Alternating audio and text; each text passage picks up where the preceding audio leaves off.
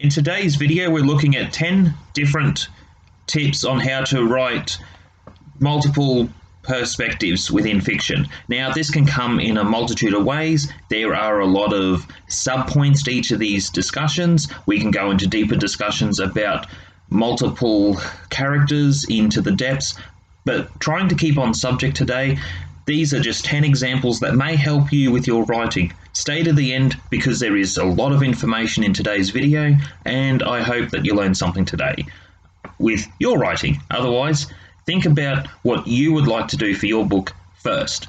Let's get into it.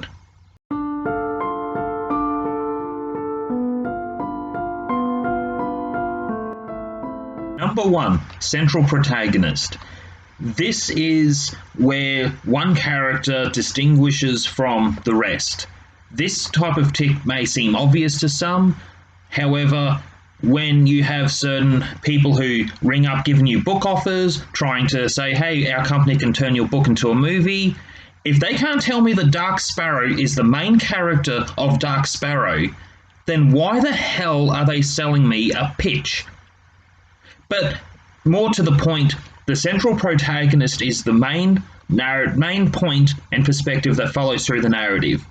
Maybe a simple point, but let's move on to point 2. 3 protagonists. With Dark Sparrow is the central antagonist. It mostly follows her through the narrative because she is the one going through the adventure and the discovery. Then we have another protagonist, Troy Marino. He is the actual hero of the story. When you look at the dynamics of everything that go through with the perspectives, that is where he is the hero of the story. Because even though Dark Sparrow is the main character, she's going to be the main character through the series, but other characters contribute to the story in a different way. Then you have Princess Trinity, because it's introducing the other world, the magic system, it's introducing the fantasy side to come into our world, vice versa. And in the story, it was relevant to the main plot because one of the big heavy themes in Dark Sparrow, especially setting out 7 stories, is 7 stages of grief. And Trinity gets through her grief, her past trauma, but Dark Sparrow does not. That is where she is a flawed character moving through the other stories. Whereas Princess Trinity helps to the narrative. She sees things in a different way, and all the different characters work through. Then there are other characters that take a step back who come into different perspective, but not as prevalent as these 3 characters. Number 3, who do the characters think they are? This is the point I'm trying to say. Does the character think they are the protagonist? Does the antagonist think they're the protagonist? There are deuteragonists. Some characters may appear at a point to think that they're the protagonist when you're in their perspective. In Dark Sparrow, Jane Turner comes forward to humanize the character in the story. However, she does not see herself as the protagonist. She sees herself as a deuteragonist to Dark Sparrow in the story. She sees herself as the deuteragonist to the princess. She also sees herself as the deuteragonist to another character named Hope. She also sees herself as the deuteragonist when she's talking with Troy at another point. She does not see herself as a protagonist. Even though she's a multi-classed character with a lot of ability, she does not see herself as a protagonist. So her time in the narrative in the first person is limited compared to the other characters. However, I feel like it's still relevant when it came to certain situations of being a flawed character to the problem that she's up against. Number 4, a different perspective per book in a series. There are 2 examples here. The first example is Michael Aron wrote the Galaxy Maverick series. On his YouTube channel, he explained he would have a protagonist be the central protagonist of the story, introducing all the characters. In case if you didn't like a character from book to book, I feel he did a good job with the series. To what I've read, I've only reviewed the first 3 books. I have a video on this one. In the next 3 books, I'm looking forward to reviewing it, and then the next 3 books. I'm drawn into the series to complete the series. So for 9 books, he's done a good job. The point that he makes at the end of the series, all the characters come together for the final conflict against the central protagonist. Now, for sci-fi fiction, for the target audience, young adult fiction leading to a middle grade to an adult audience, I like the series. Another example is Weapons of an Empress. The author, Alexia, has done a fantastic job. I love the first book. She's looking at doing 7 books, a different character on each. So the character for book 2 was in the first book, but now it will be on his perspective. When it gets to book 7, she said the protagonist of the first book is going to be in the 7th book, as all the characters have their different lives and different stories all unite together. And I think she has done a fantastic job for a young adult author that's 18 years old. She wrote the book at 17. That is good in itself. So sometimes writing multiple perspectives may be good for your series in book to book. Depends on your word length and depends what feels right for you. Which will bring me to my next point. Number 5, scene breaks and location. One of the best examples I can give, opening a chapter with a chapter name, so the chapter stays on a theme that's relevant to what is currently happening. We're talking current events. So just say, for example, antagonist has done something, big apocalyptic type situation that may only affect a city. Then it goes between meanwhile, so opening a chapter, this character is in this location and affected somehow with what they're doing. You could also have the distinct scene break, and you want to make it distinct. If you have something like a spacebar between and no distinct point or divilly lines or dots or whatever to split up the chapter, you come across a particular problem where it goes to the scene break and then you don't know that you're in the scene break. So you want to make it clear that you're in a scene break. You could open a chapter with something along the lines of so-and-so was walking down the street and suddenly into the conflict. Another character, you might have a character perspective where you enter into a character's shoes for the first time and see things from their point of view. This can work really effective if you want to humanize a character, to give them something to help with showing that they're not the antagonist of the story or associated with. Number 6, flashbacks. Flashbacks need to be made clear within your story. Usually you see a lot of italics where that shows a flashback. Sometimes it can be a lot more information, so a scene break can be helpful. Sometimes you could read a book where, saying with the spacebar difference, you're in a scene break or in a flashback, but you don't know that you've just entered into a flashback. And because there's no opening to the flashback to know that you're in a flashback, you could be reading something in a past tense and not even know it. When I was reading Carrie, that was my biggest gripe, was reading the book, getting into something I'm thinking is in the present tense with the mother and the neighborhood, but it was in the past. And that became very confusing, where I had to go back a few paragraphs and get back to my point to then keep reading forward. So even with flashbacks, you want to make it distinct that it is a flashback about a past event. Because when you're in another person's perspective from one character, that makes it hard. That is where books that are split out between part 1, part 2, and go between characters, I find without putting distinct chapters in, this can be a lot more difficult. I also commented on this point in my video on Redder Days. I found the same problem came up. Number 7, talk to people. Sometimes you can find a lot of information if you have an open mind to talk to people, whether they be work colleagues, family, friends. Sometimes, and I even do this myself, after I wrote Dark Sparrow, yes, seeing a therapist is not such a bad thing. Now, my one suggestion, you could put yourself on a mental health plan, because you're not crazy, you're an author, you're a writer, you have a lot of stress. why not even consider seeing a professional, because they have a lot of resources, they have a lot of information.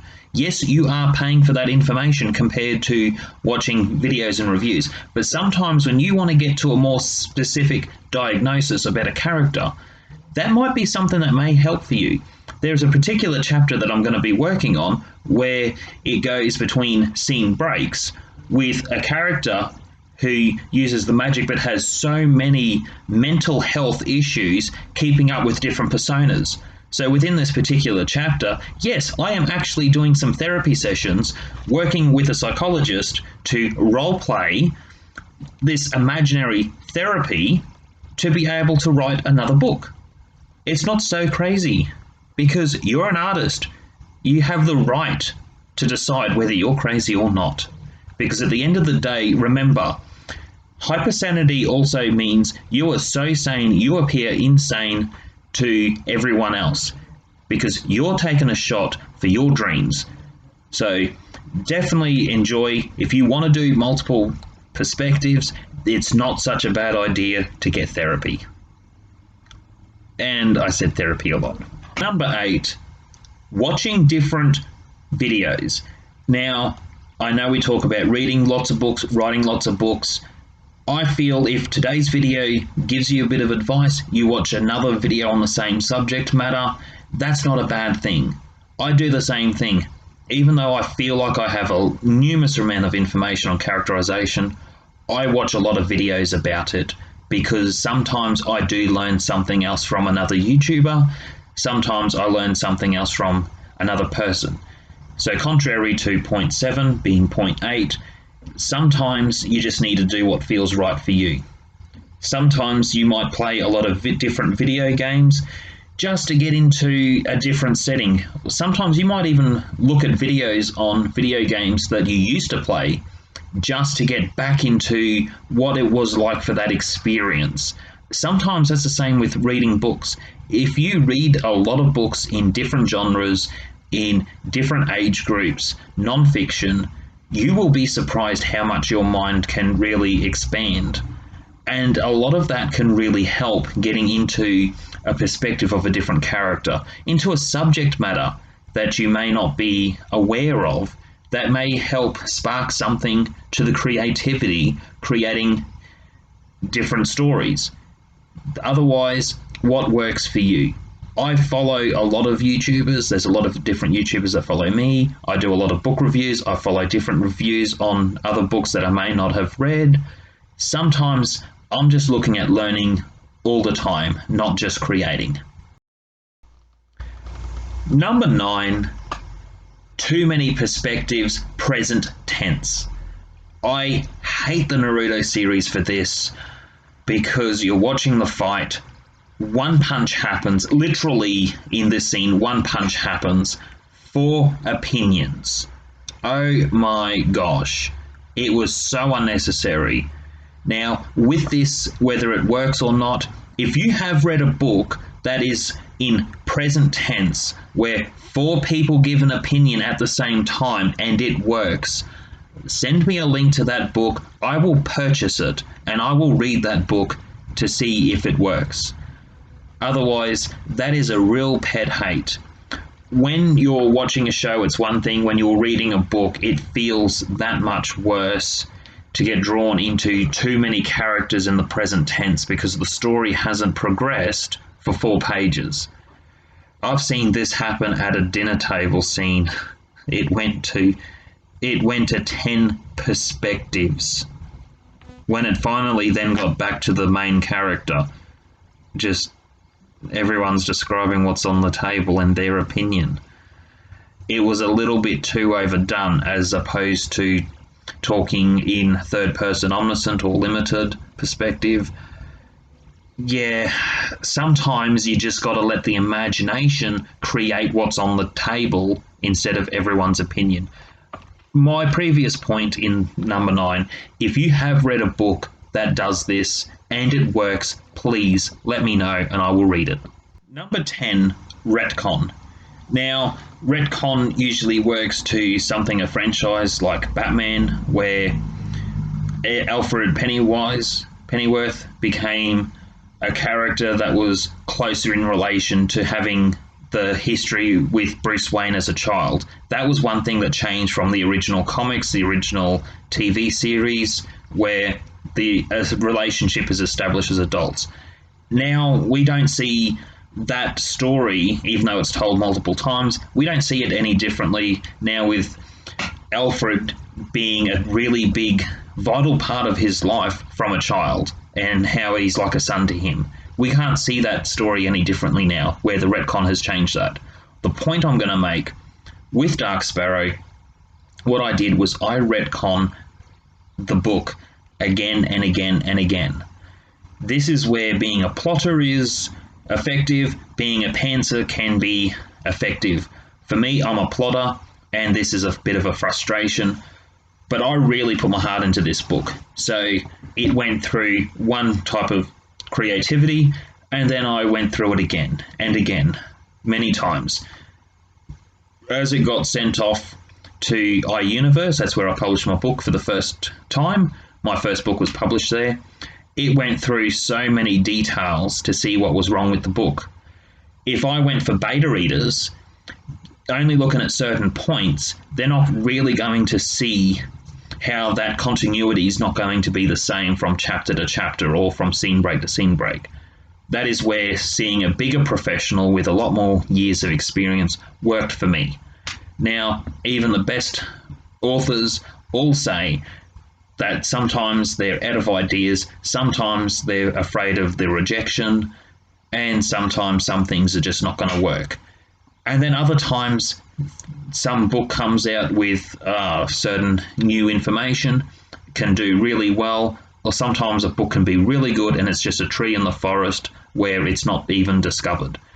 That's why on this channel I do like reviewing indie authors, because there are a lot of good books out there that do need attention. And I am honest with how I rate them.